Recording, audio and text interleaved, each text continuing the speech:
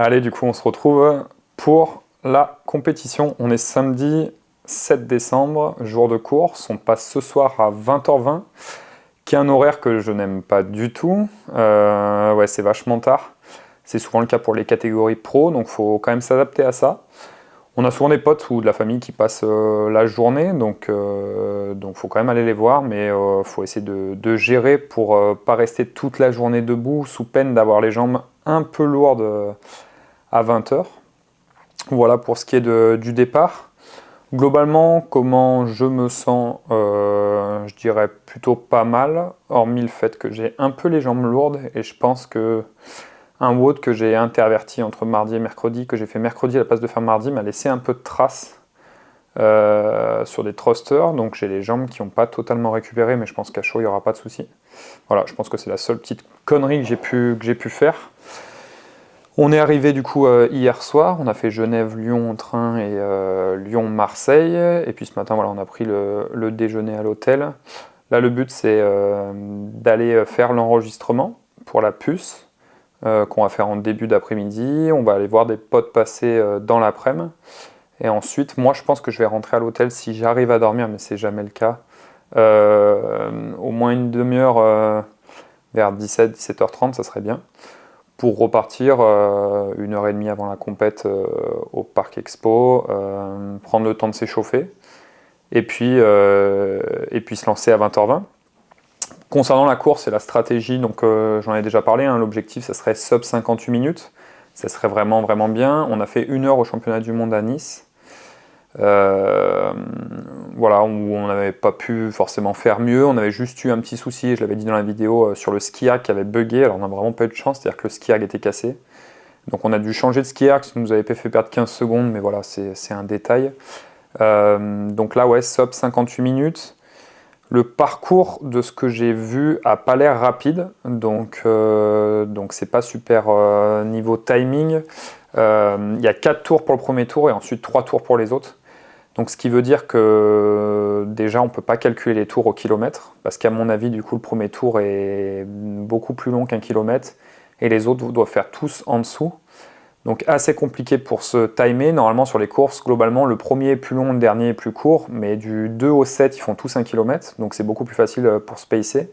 Là ça va être un peu plus galère, et normalement on est 3 tours sur le premier et 2 tours sur les autres, ou 3 tours et demi sur le premier et 3 tours sur les autres.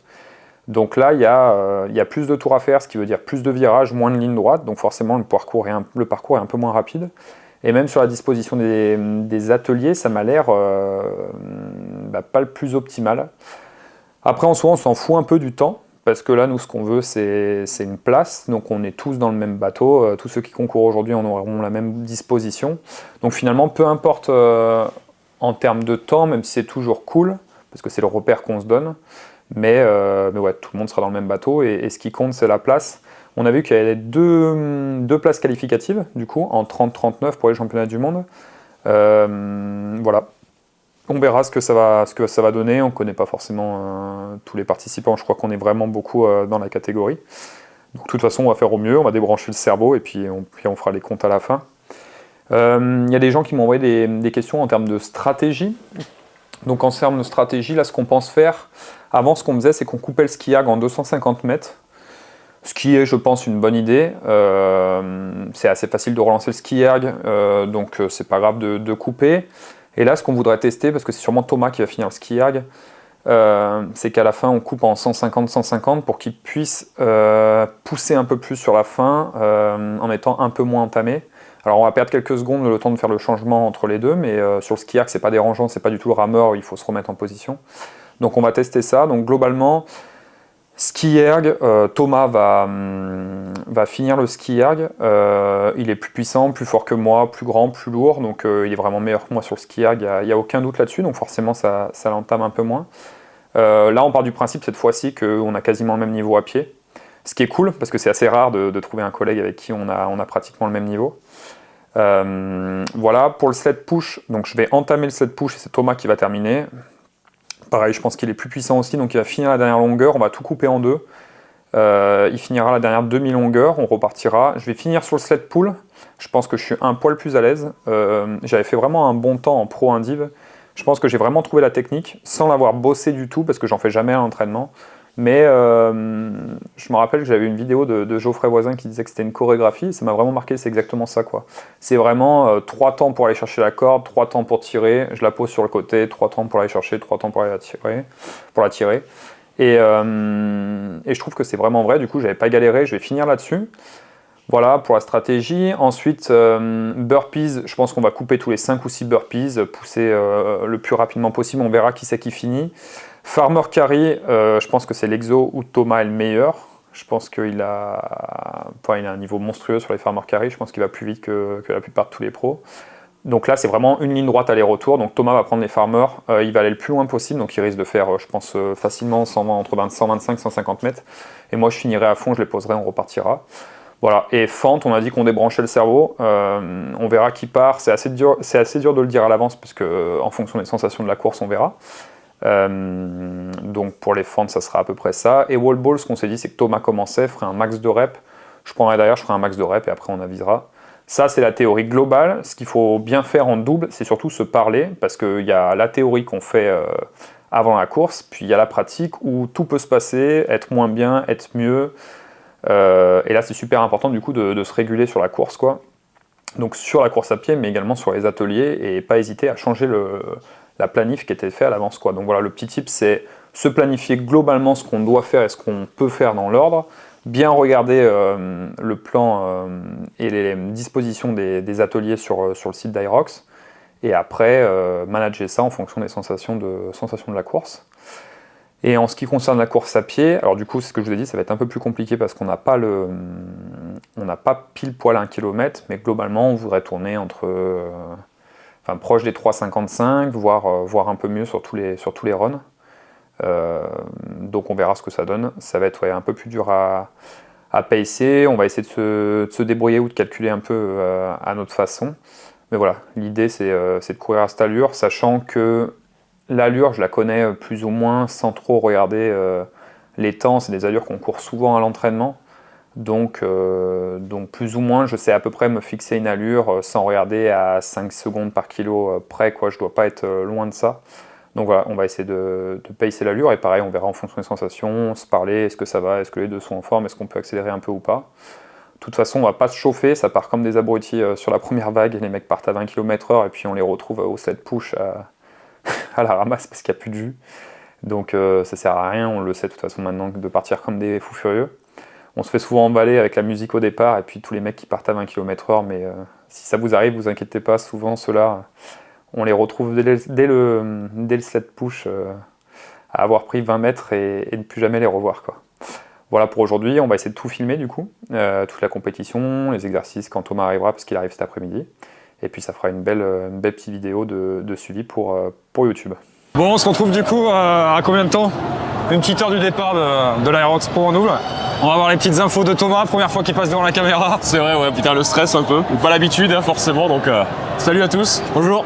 Donc là, le but, on va se changer tranquillement. On va commencer à s'échauffer à 19h30 à peu près. 20h20 départ, torse nu, saillant, et puis on va envoyer du bois. Hein. C'est quoi la technique aujourd'hui? La technique, on part à fond et on accélère progressivement. Ouais, c'est ça. Voilà, c'est ça la technique. Alors, je l'avais dit tout à l'heure, normalement, on devrait plus splitter le ski erg. Ouais. Comme Thomas va finir, au moins qu'on soit un peu plus frais. Et après, comme on a fait la dernière fois, on va se parler. Puis, prendre plus de risques peut-être qu'à Nice il y a 6 mois. Parce que 6 mois, on découvrait la catégorie pro en duo et on savait pas trop où on allait malgré tout. Et là, l'idée, c'est maintenant qu'on le sait, c'est d'aller à fond, d'aller chercher. Pourquoi pas, j'ai annoncé 58, t'as pas le choix. Hein. Alors maintenant qu'on l'a annoncé, il va falloir le faire. C'est sur YouTube. Hein. Sinon on passe pour des clowns. Et puis on verra, quoi. Et pour la course à pied, du coup, il y a le premier tour qui est un peu plus long. Donc il devrait faire 1 km 3, je pense. Et après 950 mètres sur les autres. Donc le but, c'est de courir on va mettre 1 minute de plus sur le premier tour. Ouais. Donc courir en à peu près 5 minutes. Et après sur les autres, entre 3,40 et 3,45. Ouais. Ça fera 10 secondes de moins que ce qu'on voulait courir, quoi, à peu près. Faudrait gratter 10 secondes par rapport à Nice, quoi. Faire une moyenne de 3,55, si on est chaud, 3,50. Et puis, si on est très chaud, 3,20. Si les jambes suivent, pour aller toujours plus vite. Hein.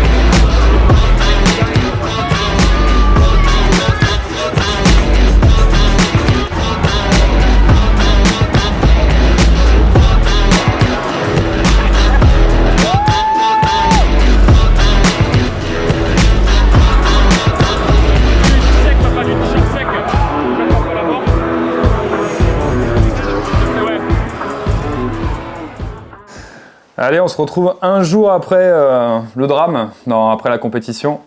On est dimanche 8 décembre. On a donc fini l'Aerox Pro Double de Marseille en 58,08. On loupe donc l'objectif de 8 secondes. Globalement, la compète s'est plutôt bien passée. On va essayer de vous faire un petit retour sur la compète. Mais ouais, c'est plutôt bien passé. On est plutôt content en vrai. Oui, quand même. L'objectif, bon, c'était sub 58, mais on y est quasiment, on va dire qu'on a fait 58. Ça va, on n'est pas trop fatigué ce matin. On a juste, pour ma part, les quadris défoncés et toi. Ouais, moi c'est un peu une fatigue générale, mais ça aurait pu être pire. Ça va. Hier soir, c'était plus dur. Hier soir, ouais, c'était plus dur. On était quand même bien entamés. Mais ouais, la course s'est bien passée. Le gros point positif qu'on avait amélioré, c'était la course à pied. Et du coup, on l'a vraiment amélioré. On a gagné 13 secondes par kilomètre de moyenne. Exactement. Ouais, on est passé de 14,6 km/h de moyenne à 15,45, j'ai calculé ce matin. Ouais, donc sur 6 mois. Donc ça fait un bon gap. On a couru en 3,53 de moyenne. On a été hyper régulier. On a fait ce qu'on avait dit. C'est-à-dire que le premier tour était beaucoup plus long. Et après, tous les autres tours couru à 10 ou 15 secondes de moins que l'allure moyenne. Donc ça, on a été hyper régulier. Sur les exos, on n'a pas été bien plus fort que ce qu'on avait été avant. Là, on perd 8 secondes, je crois. Sur l'ensemble des exercices, sur les 8, on perd 8 secondes de mémoire. Ouais, donc pas un gros gain. Pourtant, moi, j'ai l'impression qu'on a plutôt bien avancé, mais c'était pas non plus incroyable. On a vraiment tout gagné sur le run, quoi. Et la rock zone, on gagne ou pas? Je sais plus. Et la rock zone, je sais pas si elle était trop longue ou pas. On a envoyé quand même sur la rock zone. Ça n'a jamais été une zone de récupération. On a bien bastonné. Jamais. Et après, overall, on fait 8 sur 142. Il y avait quand même un gros niveau. Je pensais qu'avec 58, on serait sûrement un peu plus haut, mais c'est le jeu des compètes, on ne peut pas savoir à l'avance qui c'est qui est inscrit. Et en catégorie d'âge, c'est compliqué parce qu'il y en a deux qui sont pas, mais je crois qu'on est 5e. On est 5e, ouais. Et 30-39 ans. Mais de toute façon, 30-39, c'est la plupart de la catégorie, parce que je crois que sur 140 au total, il y en a 90 dans cette caté. Et 2 places qualificatives, donc pour l'instant on l'a dans l'os. On est dans le roll down, donc si les mecs devant n'acceptent pas, ils peuvent remonter jusqu'à nous pour la qualif. Mais pour l'instant on n'y est pas, et du coup on n'est pas à Chicago, il n'y a que les darons qui iront, enfin qui iront pas si on n'y va pas. Voilà. Pour ma part c'était vraiment dur, je me suis accroché après les poules. De toute façon je pense que c'est après le pool, ouais. C'est pour tout le monde le cas, on le répète. La course commence vraiment après les 2 sleds, et moi elle a commencé vraiment après le sled pool où je commençais à avoir le goût du sang dans la bouche et il a fallu s'accrocher. Romain, il avait des ailes ce jour-là, hier. Et je me suis accroché, bon on s'accroche en 3,53 au 1000, on va pas faire la fine bouche, hein, c'est plutôt joli. Sinon ouais, pour la course, c'était pas si simple que ça. Moi j'avais travaillé depuis des semaines, depuis des mois pour me rapprocher, pour gagner une dizaine de secondes au kilo. On en a gagné 13, donc j'étais peut-être vraiment sur ma limite très haute de performance ce jour-là. Je pense que c'est vachement dépendant des jours. Il y a des jours où on peut être vraiment moins bien au championnat du monde. Moi par exemple j'étais beaucoup moins bien que Thomas, j'étais vraiment en souffrance. Et là aujourd'hui pourtant cette semaine pas super sensation, jour de la course pas sensation de top. Thomas sentait plutôt bien. Ouais, ça allait bien le matin. Ouais. Et finalement en fait une fois parti ça change complètement. Moi j'étais vraiment super à l'aise à la course à pied, j'avais encore de la marche quoi. Pour vous donner une idée, au championnat du monde, j'avais le cœur à 182 de moyenne, là j'étais à 169, donc la diff est énorme. Alors il faisait beaucoup moins chaud aussi, hein, et ce qui était cool. Ouais. Il y avait un courant d'air de fou. Et puis c'est pas les mêmes horaires de passage, est-ce que ça joue entre passer à 20h, je sais plus à quelle heure on était passé à Nice, mais... Ouais, on était passé plutôt quand même. Peut-être fin de matinée, un truc comme ça, non alors que là, passer à 20h, est-ce que aussi sur l'évolution de la journée, est-ce que ça change quelque chose? Ouais, carrément, ouais. Et du coup, là c'est le truc, c'est comme on avait dit, on avait fait une stratégie en place. Et après, pour la respecter, il faut juste voir les conditions du moment, quoi, parce qu'entre la théorie et la pratique, il y a quand même une grosse diff. Mais globalement, on a à peu près tout respecté. Le ski erg, on a tourné plus que d'habitude et ça a quand même bien fonctionné. Ouais, c'était bien le ski erg. Thomas, il a défoncé le ski erg, a tiré à moins d'une 30, ça commence à faire mal. Les sleds, on s'est bien débrouillé. Sled pool, ça va. On aurait dû, je pense, inverser parce que le premier qui tire la corde, forcément, le sled est beaucoup plus loin et c'est beaucoup plus dur pour celui qui fait la première moitié. C'est moi. Ouais, c'est toi. Ouais. Burpees, ça va. J'ai l'impression qu'on allait vite, mais finalement pas tant que ça, parce qu'on on est des gros lapins. Quand il fallait se poser un peu sur les burpees, juste on mettait un pied, puis l'autre, et on sautait. On faisait des jolis sauts quand même, ça va, qui étaient à plus de 2 mètres. À mort, on a fait stratégie d'habitude, récup. Donc nous, en récup, on est à 1,45 globalement. Récup, vraiment, là, on était en récup. On a coupé 500 et 500. Thomas, ça lui a permis de récupérer quand même vachement sur les 500 avant de repartir. Ça m'a fait beaucoup de bien. À mi-course, c'était parfait. Farmer carry, on s'est un peu écroulé. Alors moi, je suis pas spécialement bon. Donc moi, pas exceptionnel comme d'hab. Et Thomas, normalement... moi, j'attendais ça avec impatience. Normalement, il porte ça comme des sacs à main. Le sac à main était un peu lourd. Donc on a un peu galéré, enfin on n'était pas très bon. Les fentes, on n'a pas été bon non plus. Moi j'avais un quadri qui commençait à tirer, j'étais au bord de la crampe sur un quadri. Donc on n'était pas tip top quand même sur les... Ouais, on a fait ce qu'on a pu, on a avancé quand même, on a serré les dents, on a pu faire... on faisait une longueur chacun, je crois que la 2 et la 3, on a fait de la longueur chacun. Donc moyen, mais ça va. Mais on est une équipe, c'est ça le principe du duo, hein, c'est que quand il y en a un qui commence un petit peu à descendre en intensité, parce que le but de la performance c'est d'être toujours à 100%, dès qu'il y en a un qui sent qu'il baisse un peu, faut être humble avec soi-même, on file le sac à l'autre et on avance, quoi. On n'a pas de temps à perdre. Si vous passez vraiment la limite à ne pas dépasser après pour récupérer, c'est mort, quoi. Ouais. Et dernière run, apparemment qu'on a couru moins vite quand même, pourtant j'avais pas trop la sensation. Moi non plus. On a couru moins vite et les wall balls, les wall balls ça allait. J'ai chopé les wall balls du coup, j'en ai fait 40 unbroken. 40 d'entrée, alors moi je vous raconte pas la récupération. Parce que j'avais le chrono, je me suis dit putain ça va être juste, on rentre dans les wall balls, il y avait un embouteillage, donc je sais pas, il y a eu un problème dans les wall balls, ils n'arrivaient pas à placer les gens. Donc j'ai pas posé de questions, on est parti tout droit, on a réussi à récupérer direct une place au fond. Et avec le temps, je me suis dit ça va jouer à 15 secondes près pour le sub 58, donc je me suis dit t'envoies tout ce que tu peux, j'en ai fait 40. Derrière, j'en fais 25. T'en fais 25 derrière. T'en remets jusqu'à 90. Donc j'en remets 25. Et je fais les 10 dernières. C'est ça, j'en remets 25, tu fais les 10 dernières. Et voilà, 58,08.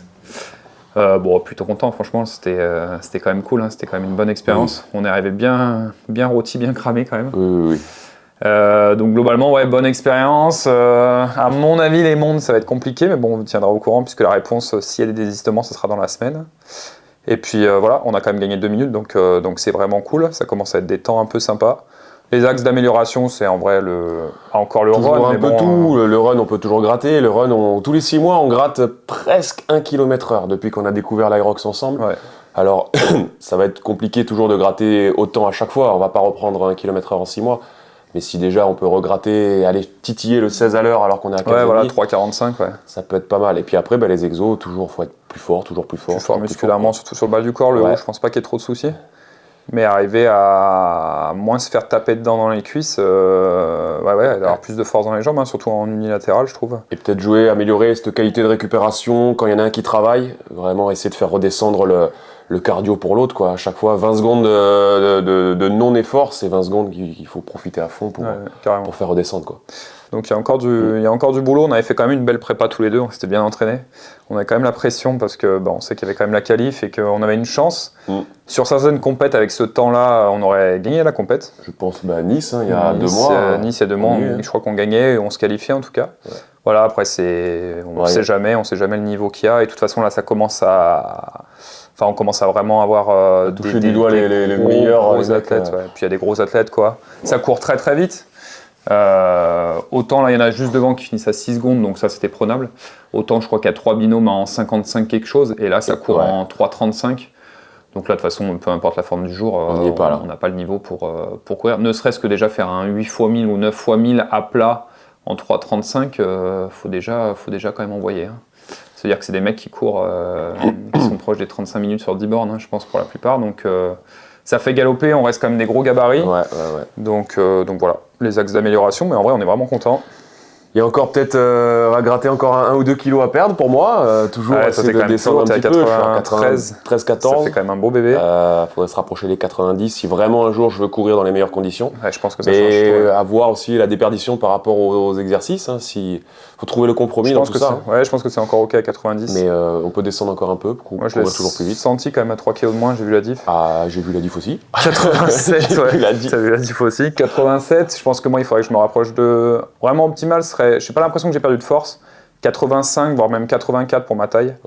Après, je pense qu'en dessous, il y a moyen quand même que ça commence à tabasser les sleds si t'es trop léger. Ouais, il y a un moment, oui, il y a le rapport. Puis on est grand quand même, il donc va être négatif. toi tu peux pas descendre à 80 kg, sinon Ça n'a pas de sens. tu vas ressembler à une tringle à rideau. Ça n'a pas Puis de après, il faut sens. quand même mouler les t-shirts, quoi. Ouais. Ça fait chier sinon. Du coup, voilà, les prochains objectifs, Thomas, il est inscrit avec un pote à lui en Duo pro de nouveau, on remet le couvert à Toulouse. Et moi, le même week-end, pour l'instant, je suis en solo pro à Saint-Gall, en Suisse. Voilà, là, je pense qu'on va quand même décharger tous les deux pendant 2-3 semaines. Moi, la priorité, comme je suis à côté de la montagne, c'est faire du ski. Et Thomas, je crois que c'est moi, c'est faire du sport barbecues. quand j'en ai envie. J'ai beau habiter dans le sud, les barbecues, il fait quand même un peu froid. Non, faire du sport vraiment à l'envie et enlever un peu la discipline là pendant 2-3 semaines. Et puis à partir du 1er janvier, c'est toujours plus facile de repartir de l'avant, de remettre l'envie psychologique de faire des bonnes choses. Donc voilà, je vais relâcher un petit peu jusqu'à la fin de l'année et à partir du 1er janvier, on repartira pour les projets et puis on se retrouvera pour des épreuves différentes, mais à Paris, mi-avril, quoi qu'il arrive, au Grand Palais. Grand Palais qui sera quand même une épreuve plutôt cool. Et après, on verra, on s'était pas trop inscrit sur le reste, les places partent super vite, ça commence à être la galère, il faut s'inscrire 6 mois à l'avance maintenant. Donc je sais pas, là on attend de voir avec notre mini espoir de est-ce qu'on va être roll down ou pas, et puis en fonction on verra, de toute façon c'est pas fini, il y aura des nouvelles aventures, et je pense qu'on aura de nouveau un duo pro à refaire pour battre parce que le sub 58 on veut aller le chercher, maintenant 8 secondes c'est hors de question de ne pas le chercher. Donc il y aura forcément d'autres compètes, et puis après le but aussi je pense, là on va se laisser quelques semaines pour y réfléchir. Ça va être aussi de progresser en indiv quand même, parce que c'est quand même pas la même discipline. Hein. Ouais. Alors moi je prends beaucoup plus de plaisir à deux, je sais pas, enfin toi, mais moi je prends, c'est pas pareil. À deux, non, à deux c'est pas pareil. À deux c'est cool quand même. Tu partages vraiment le truc, et quand t'es issu des sports co, c'est mon cas, de partager une aventure à deux dans le sport, ça change beaucoup de choses en termes de plaisir. C'est vraiment chouette. Cool. La gestion de l'effort solo. Et ça motive aussi dans la préparation, parce que vous savez que vous vous préparez pas que pour votre pomme, vous vous préparez aussi pour le copain. Voilà, vous savez que lui se prépare pour vous. Voilà, il y a une vraie confiance qui s'installe, et ça, humainement, c'est quand même chouette. Ouais, même pour les week-ends à partager, tout ça, c'est vraiment cool. Donc d'ailleurs, petit conseil, si vous voulez le commencer, je pense qu'en double, c'est une bonne formule, quoi. C'est vraiment sympa, c'est vraiment plus cool. Solo, c'est quand même pas la même, c'est pas la même musique, ça fait vraiment mal. Là, on le voit juste les lendemains. Moi, entre Milan où j'ai pas dormi de la nuit et là, c'est le jour et la nuit, quoi. Parce que l'intensité est terrible tout seul, quoi. Donc voilà, on vous retrouvera pour les nouvelles aventures sur le prochain épisode, et puis là, place au repos et à la récup. Exactement. Allez, ciao. Ciao.